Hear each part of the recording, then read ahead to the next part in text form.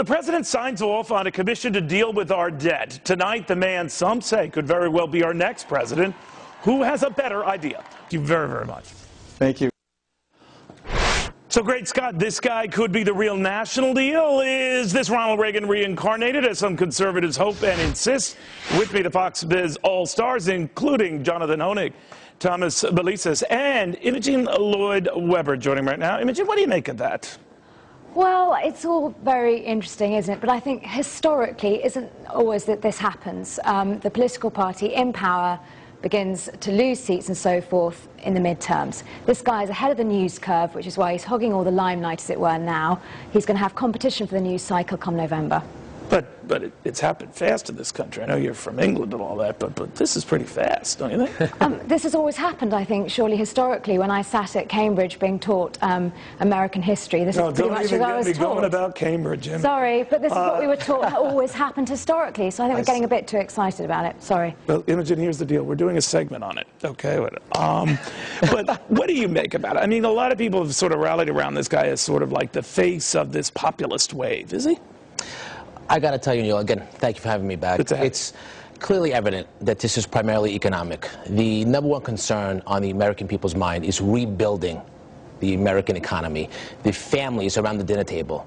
That's their number one concern, not issuing all this debt. You have a government right now spending in epic proportions, and it's clearly evident from this Massachusetts win that people are saying that these failed policies are not going to get people back to work and get this economy up and running. And you know what? From a 46-year seat to a Democrat now switching sides, listen, it's out there now. It's clearly evident.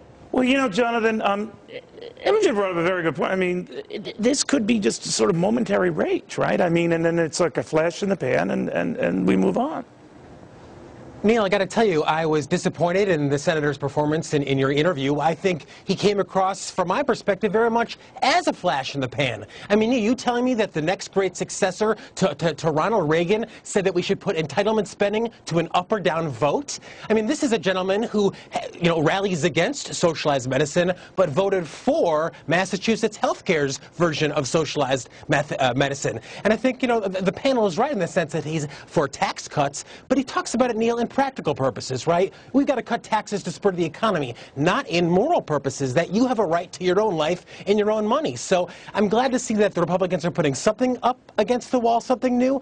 But to me, at this point, he seems like more of the same.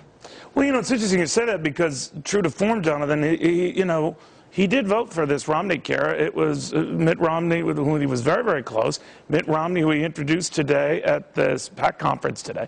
So they're kind of joined at the hip, and he's not an uber conservative here.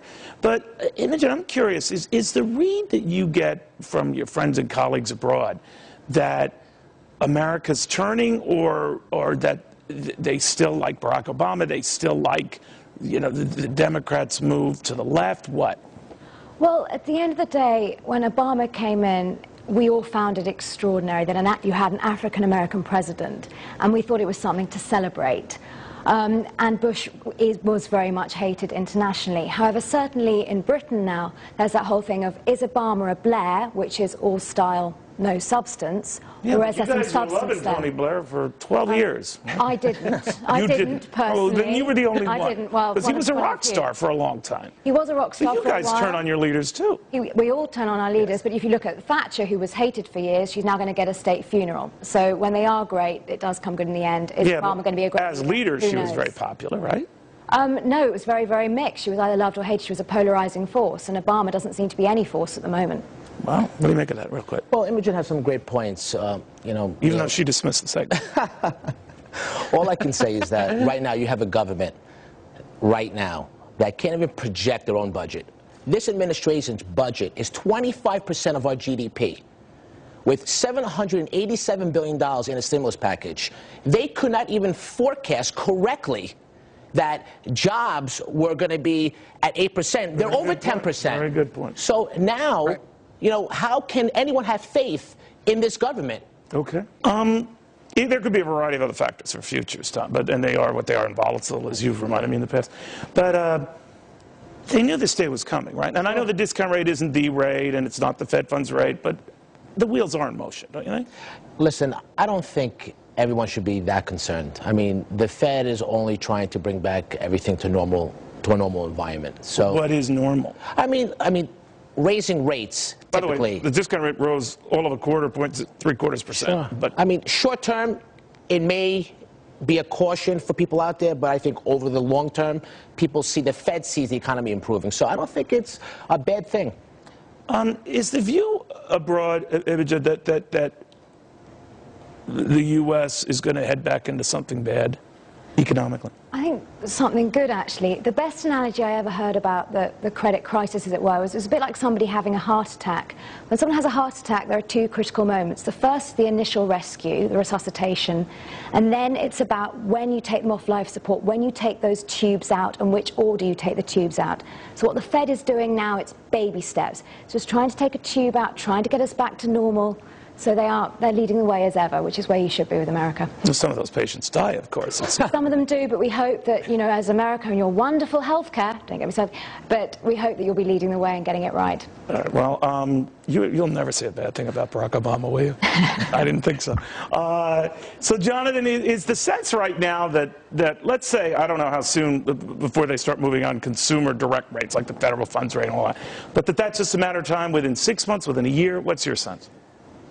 Well, Neil, if you take a look at the major trends here, and that's what, of course, as investors we try to look at. I think, it is starting to shape up that the trend has changed when it comes to interest rate. And all of a sudden, you've got a lot of folks who had bought bonds all throughout 2009 because they were scared about risk in the stock market, realizing that the yield on those bonds is going up, i.e. the price is going down. So, I'm concerned about a lot of investors who had bought bonds for safety. If interest rates start to shoot up and quickly, they could find out that they're actually sitting on losses on some of those investments.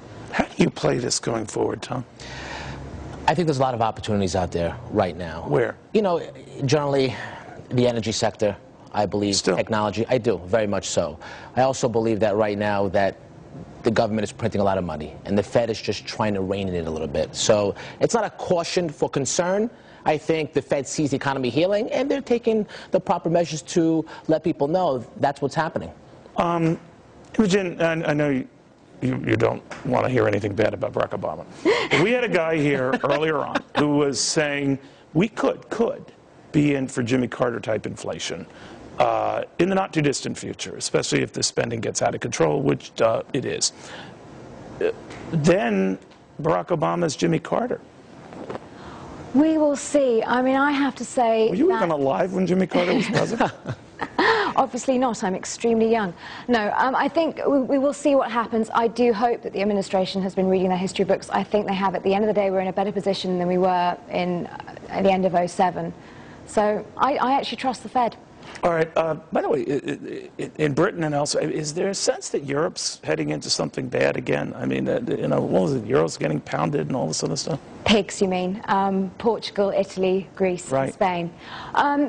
To an extent, I have to say, as a British person, we're extremely relieved that we're not in the euro and that we kept our pound. So for now. Yes, Tony Blair, your buddy, was greasing the skid stuff. You can't really have economic union without political union, so that's a larger debate that Europe needs to have. But I think America is a better place to be at the moment. That's why I'm here. I appreciate you clarifying the pigs thing, too. Jonathan, your sense then tomorrow, the days forward, I mean, the market's going to be testing these headwinds with rates rising and all that?